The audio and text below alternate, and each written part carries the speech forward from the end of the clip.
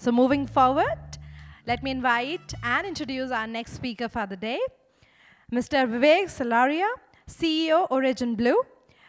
Mr. Vivek Slaria is CEO of OriginBluy and India's leading people development firm, as everybody knows.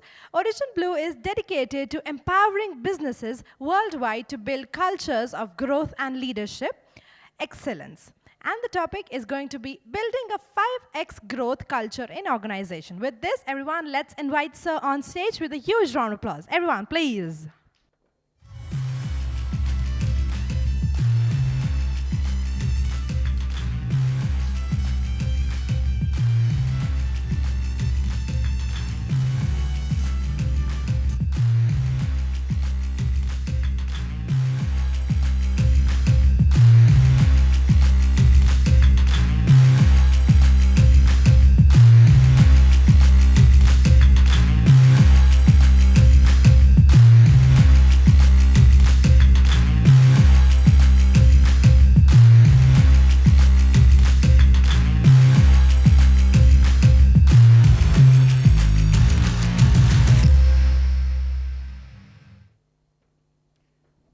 Good afternoon, everybody.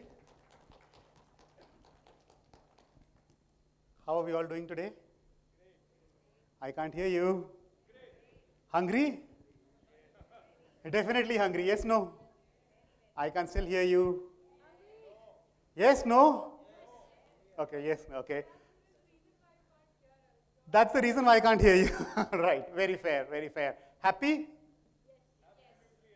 Yes, no? I can still not hear you. You know, I'm going to borrow from the Happiness Quotient book that I think one of the previous speakers spoke about. And will you play a little game with me? Will you play a little game with me? Yeah, but you can't say sure, you know, like you can't say like, yeah, sure, whatever. Will you play a little game with me? Now, I want you all to do this, okay? Whenever I say, will you play a game with me, what will you say? But I want to hear it loud, you know? Will you play a game with me? A little more, okay? Will you play a game with me? Yes. Hey, how can you play a game with me with your hands crossed and like sitting on there? Okay, let's open our arms up a bit. Can we do that? I can still not hear you.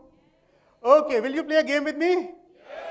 Fantastic. So, what I'd like you to do is, whenever I say happy to be here, how will you respond back? Likewise, okay, that's very fair. What else? Thumbs up, okay, very fair. What else? Me too, okay. I'd love for you all to say happy to be here. Can you do that? Yes, no? All right. So, let's open ourselves up. I'd love for you all to kind of free yourselves up. It's been a too long sitting sessions. Okay, let's open ourselves up. Can we all do that? Okay, let's warm ourselves up. Can we all do that? All right. Happy to be here? Nine. Oh. Okay, once again. Happy to be here is responded back by happy to be here. Are you all with me? Can you all do that? All right. Happy to be here? नहीं मजा नहीं आया फिर से करेंगे. It can't be like, you know, happy to be here. All right. Let's do it once more together. Happy to be here? Happy to be here? Now I want you to take your thumbs out. Okay, take both your thumbs out, and I'd like you to face the person next to you. Can you do that? The person on your left or the person on your right. And what will you say? Look at the person, not me, look at the person. What will you say? I can still not hear you. All right, now I'd like you to shake the person's hand, you know. Give that person a firm handshake. And what will you say? What will you say? Awesome. Now I'd like you to turn to the person on the other side, right, on your opposite side. And what will you say? What will you say? Awesome, guys. Let's give a big round of applause to ourselves for being a fantastic participant in this particular exercise. I've been doing this exercise all over the world. I do these workshops in India, of course. I do a lot of this work in the US as well as in UK. And every time I do this, everybody enjoys the game, but they have one question in mind. Do you know what that question is? We're going to tell you after 2 hours, you know, whether we are happy to be here with you or not. All right. So with that, can I get started? Awesome. I'm going to talk to you about 5x growth cultures and how can organizations build a culture of growth within themselves. Right? We've been in this space for the last decade and have been helping large organizations be able to create this culture of growth. Will you play another game with me? Can I come down? Will that be okay with everybody? Yeah? The people at the very last, are you able to see me and hear me? I can still not see you. Give me your thumbs up, okay, over here. Awesome. All right, will you play a game with me? Yes. Okay, we're going to do this fastest finger first, okay? On your tables, you will see these cards. Do you see these cards? Yeah. Does everybody have these cards with you? Just pick up a card each, please. Okay, so I've got one set of table that doesn't have it. Excellent. Anybody else? I'll just ask somebody from my team to kind of have those cards shipped over. Okay. I'd like you all to take up one card each. Everybody has a card or something with them? Yes. Okay, on them are certain terms. Do you all see that? Let me get all of us warmed up a bit. And what I'm going to do is I'm going to ask you to just warm up with the name on the card. Name your card, loud and clear. Strategic. I want to hear the last bench. They're generally the loudest. So, sorry? Feedback. Ownership. Thank you very much. Yes. Feedback. Okay. So, strategy. Okay, strategic. All right. What else? Strategic collaboration. Yes or no? Collaboration. Okay, I need to be away from this side. It echoes. Okay. Does everybody have a card now? All right, now what I'm going to do is I'm going to throw open a issue that an organization faces, and what I'd like for you to do is tell me which strategic lever plays a role in that. Can you all do that? Yes, no? I would have raised a $100 bill or a 100 rupee note also on it, but I was advised by my advisors not to do that. Okay, so let me go with that first. The people are not speaking up. So your leader goes in the front and he says, I want ideas from all of you, but nobody is speaking up. What card will play a role? Culture card bhi hoga, but what will play a role? Psychological safety. Could you give us an example around that? Can you all hear her? We'll have some mics come over to you, but please continue. Huh?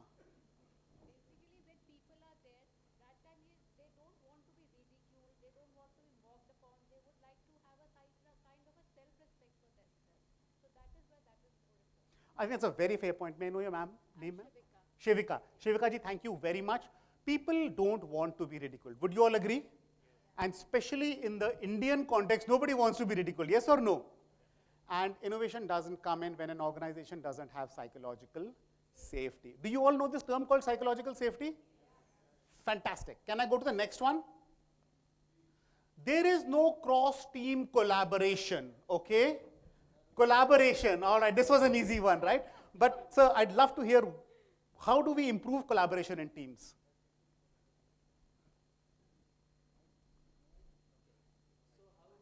You'll have to be a little louder for everyone. Can we get a mic? Yeah, can we get a mic here?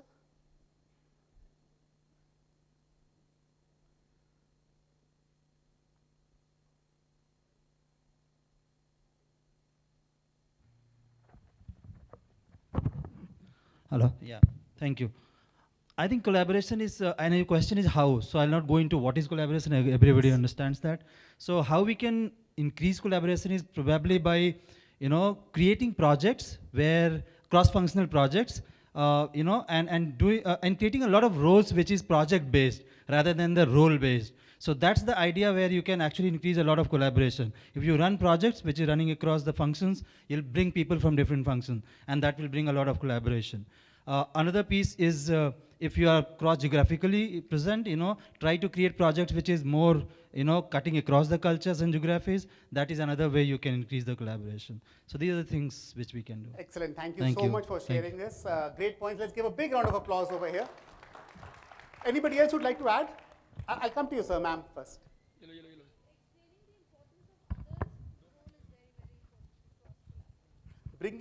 Sharing the role of other people to everybody else is an important aspect because that also builds in empathy for what they are going through. Exactly. Very fair point. Thank you so much. Gentleman over there, sir.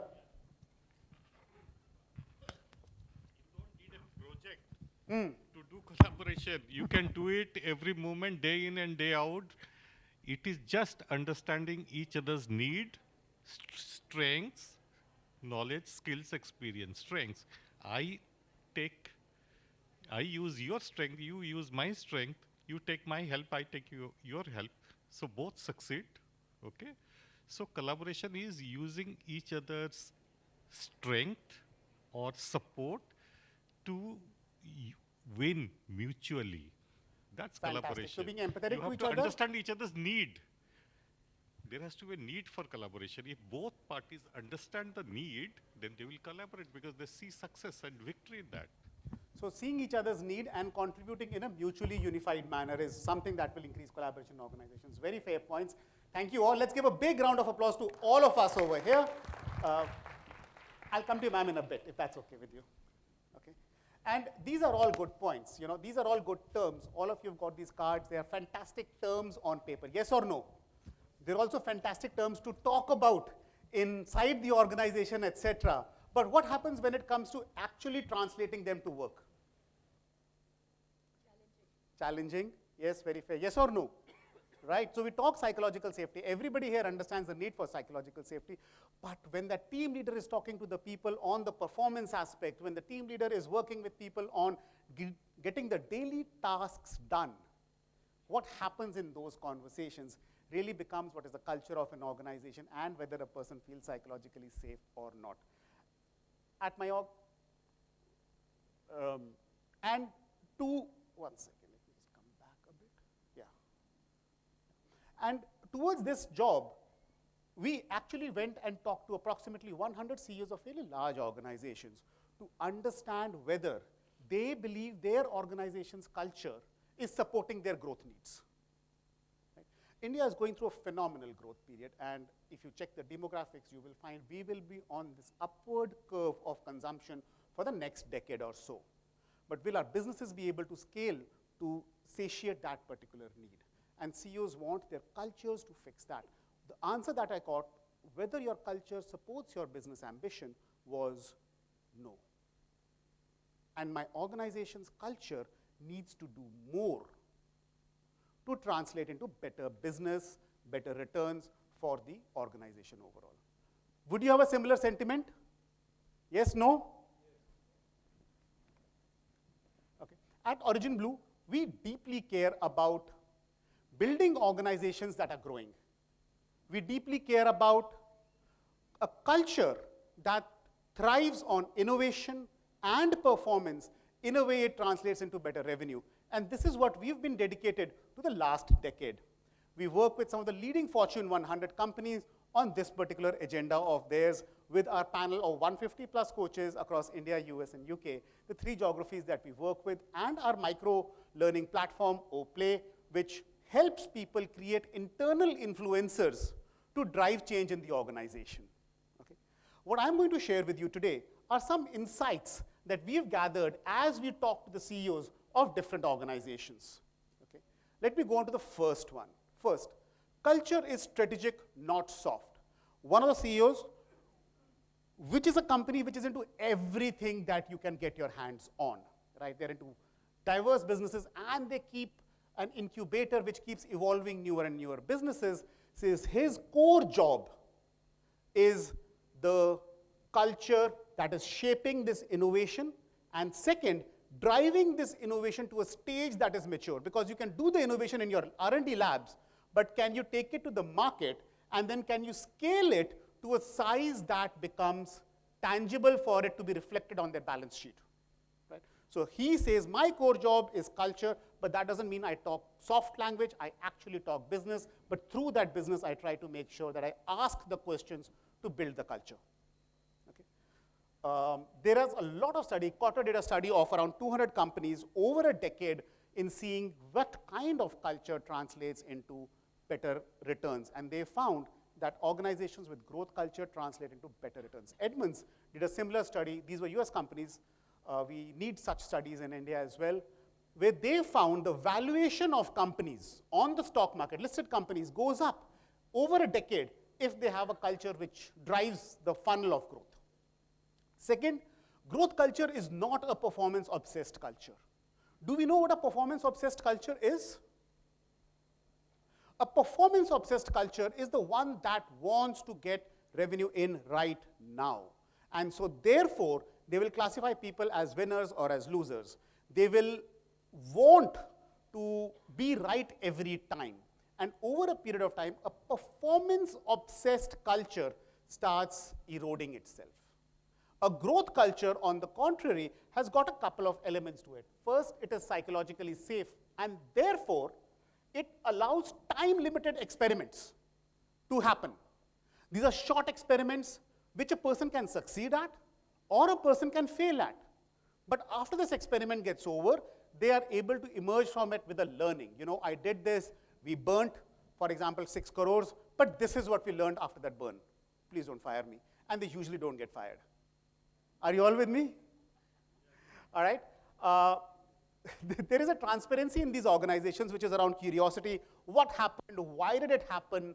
Okay, let's get it deeper inside it. And last, there is continuous feedback on improvement versus what we call a guilt-driven feedback. Guilt-driven feedback. ये पहले क्यों नहीं सोचा? तुम्हें ये पहले क्यों नहीं पता था? तुमने पहले चेक क्यों नहीं किया? You know, what is this doing? This is creating guilt within people, right? It's called a guilt-driven feedback, and unfortunately, the Indian context has a lot of this. In contrast, a growth-oriented feedback or continuous feedback will be, so what did we learn from this? इससे हमने क्या सीखा? अच्छा, अगली बार करेंगे तो क्या करना चाहिए? क्या नहीं करना चाहिए? कैसे करना चाहिए? Right? And that improves people a lot further. A growth culture is not a performance-obsessed culture. The cultural context of our country matters significantly. India is the only civilization in the world, India and China are the only two civilizations which are continuous over a 3,000-year period, right? The gene that we have continues and can be traced back almost to the beginning of the human civilization, which is not the case in a lot of Western civilizations where essentially disruptions have led to mass immigrations to their respective countries, right? So from Central Europe to Western Europe, from Western Europe to the US has been the immigration. India is not like that. We are where we were born and where our ancestors were born.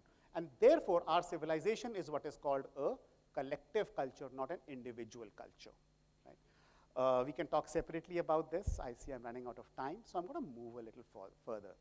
And as we talk to these organizations, we learned that there are two core anchors on which growth gets driven by. The first one, towards my left side, is performance, delivering today. And the second one, innovation, which is our relevance tomorrow. These two are further have 7 factors, which are the cards on your table as well, that have to anchor towards them, right? So we've got being strategic, a clarity of tasks, vision, purpose, ownership, recognition, collaboration, feedback, and psychological safety. I'm sure you've heard of all of these terms. The devil, however, lies in the details. And I'll pick up 2 of these. How do I give feedback? Is my feedback self-directive or is it guilt-based? Right? How am I driving this feedback at a grassroots level between the team manager, the individual contributor, or the leader of teams to the team manager? That is where the shifts start lying as you work deeper into the organizations. The second one, for example, ownership. Everybody talks about, oh, the organization should have ownership. Of course, the organization should have ownership, although they are not the owners of the company, right? Lekin ownership hona chahiye bharpoor, right? Not promoting ESOPs or anything at this particular point of time, okay? But here is the question. Are your team leaders asking their people, what do they want to be held accountable for? What do they want to own up towards? What outcomes do they want to own up towards? Or do they sit back and say, sir, ownership ही नहीं है इन लोगों में. आज की generation में क्या बताऊं? Yes, no? And there are some fundamental faults that lie within our people that have to be course corrected at a very granular level so that the organization can strengthen itself culturally and shift from a criticizing conversation to an enabling or a growth-oriented conversation. Are you all with me? I can't hear you. Yes, no? Awesome. Let me move forward. Using these principles, we've classified organizations into 4 core quadrants, right? And I'm going to share that a bit with you. On the horizontal axis is performance, and on the vertical axis is innovation. High performance, high innovation is quadrant 1, growth. Everybody wants to be there, right? At the bottom, which is quadrant number 3, low performance, low innovation. Nobody wants to be there, yes or no? Okay. So we've got 4 quadrants. The first one is the growth, which is aligned, self-directed. The second one that I talked about, anxious, which is busy and fearful. So there's always a busyness, always business. I have to look busy. You know, I can't have any free time. I should always look busy.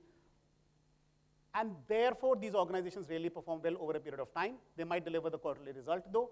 Avoidant, an organization which wouldn't want to talk about difficult conversations or difficult things very easily. They want to avoid difficult topics.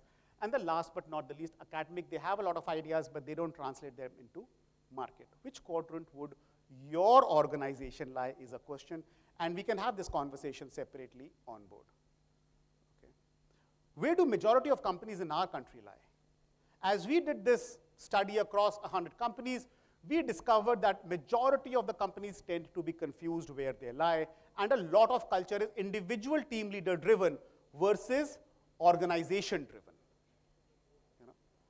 A lot of this culture is individual team leader driven or individual business leader driven versus the organization driven.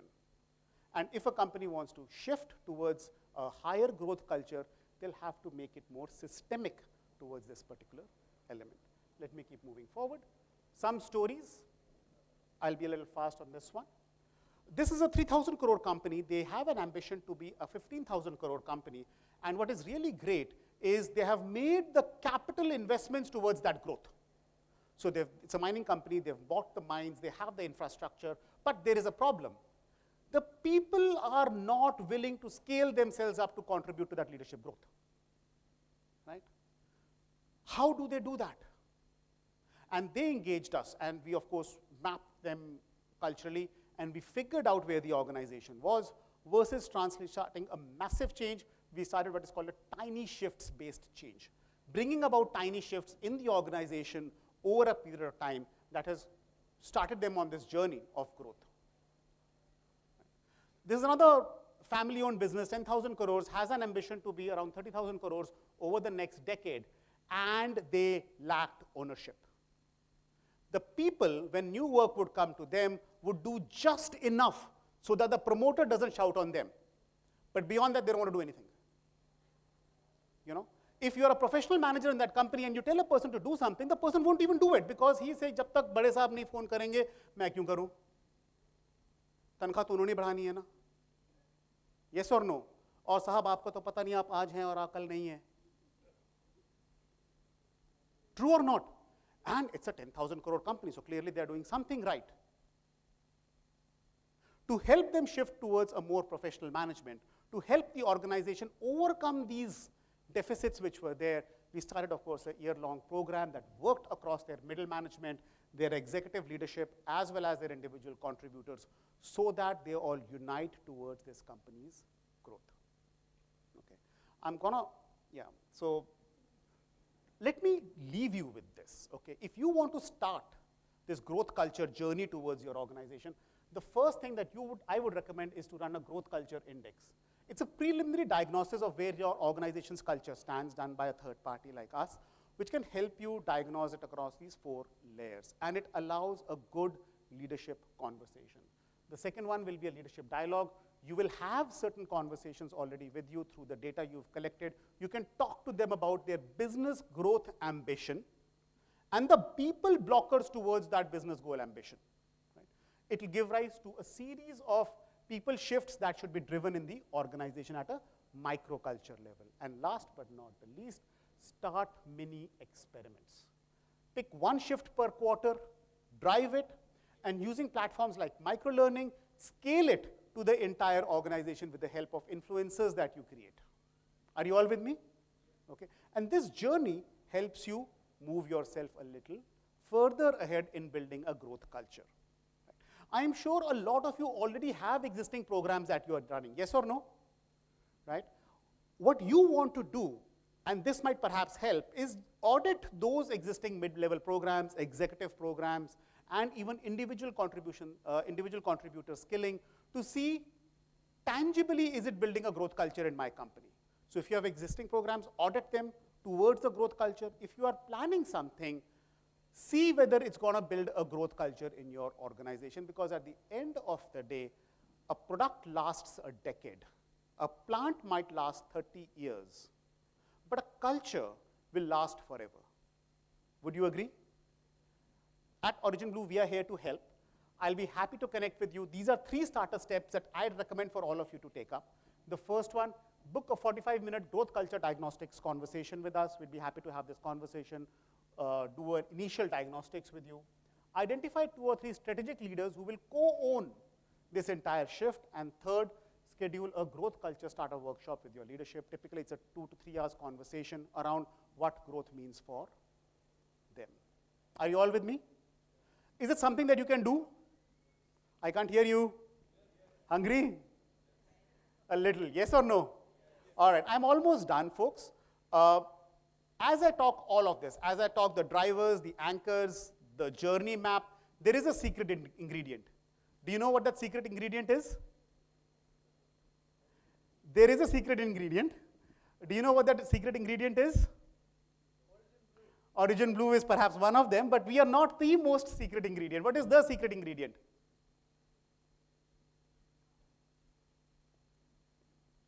The secret is all of you over here. Yes or no? Oh, come on, it can't be such a slow yes. The secret ingredient is you. Would you agree or not? I can't hear you.